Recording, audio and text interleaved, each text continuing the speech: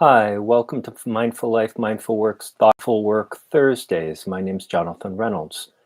What we do here is really very simple. This is really designed to be a Q&A for folks to write in the comments section what their questions are regarding and related to working mindfully, whether they work as solopreneurs or work in a small team or in a big corporation. For all of us to have a little bit of back and forth around what does it mean to actually approach things in a more mindful way.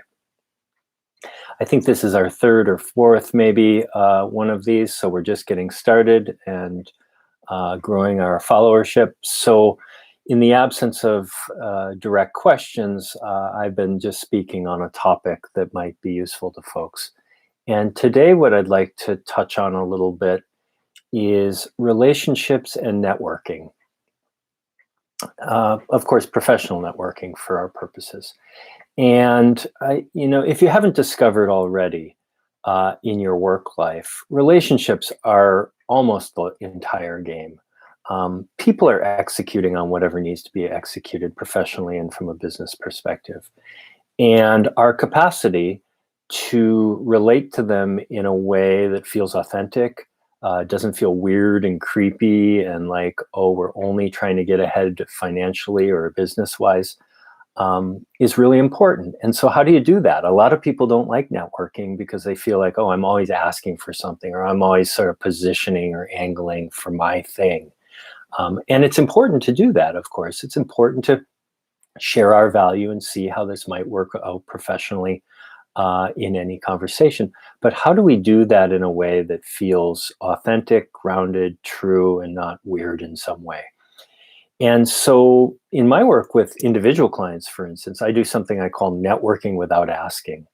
And basically what that is it's know our value. It's know where we're coming from and what gift we want to bring to the professional world.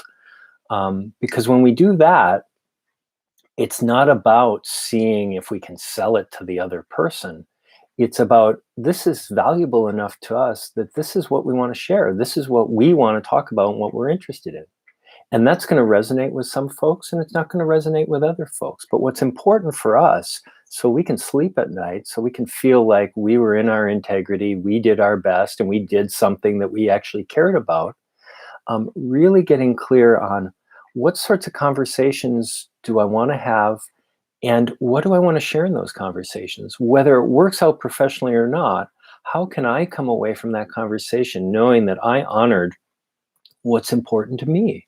And so this is really helpful because when we network around our own value, when we network around sharing whatever vision we have for a better world, or a better business simpatico or relationship, or however we want to phrase it, when we network around sort of our ideal outcome, then if the other party actually has some true alignment, they're going to get excited too. And if they don't, we expose them to something new and we can move on.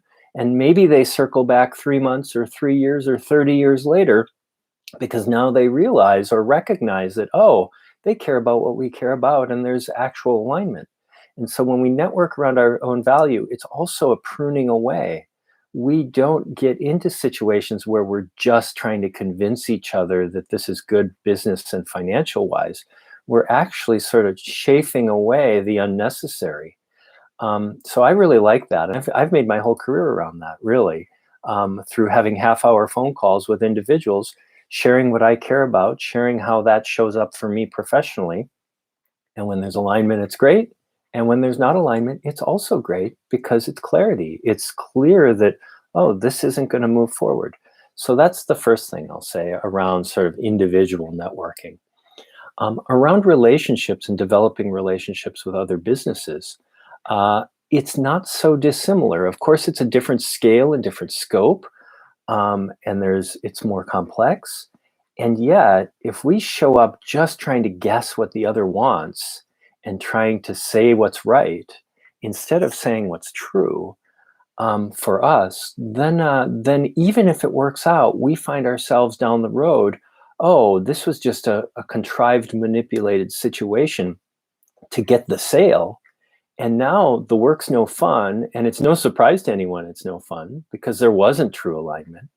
And how much better to actually put our true beacon out in the world and say, hey, this is what I care about. This is what I stand for. This is what my company actually does and the value it actually brings.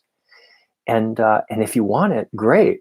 Then it's going to even scale all the more because we're truly aligned on some solid ground rather than let's just make this work because we both want it to work, even though it doesn't work. That's just no way to go through professional life. So those are my two suggestions today around sort of networking and relationship building professionally. I think it's also important, for instance, that's sort of the beginning stages, but in nurturing relationships, the same is true. State what you really want, state what you really care about. Because if we're not authentic in our personal and or professional relationships, there's no surprise that we're dissatisfied. There's no surprise that down the road, we're not happy because we never asked for what we want. And there's no surprise that we didn't get it because if we don't truly ask, if we don't truly sort of share, and again, I think it's really important that we're not asking in networking, we're not asking for the close, we're not asking for the sale, we're sharing our value. But then there's stages of asking, there's stages of reasserting that value. That's a way to ask without asking.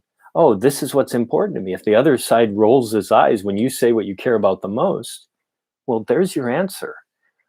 We might not be prepared to be disappointed. This is another piece, and this is where mindful really comes in, is that we have to be prepared to be disappointed. If we can bear disappointment, then we can risk asserting our value.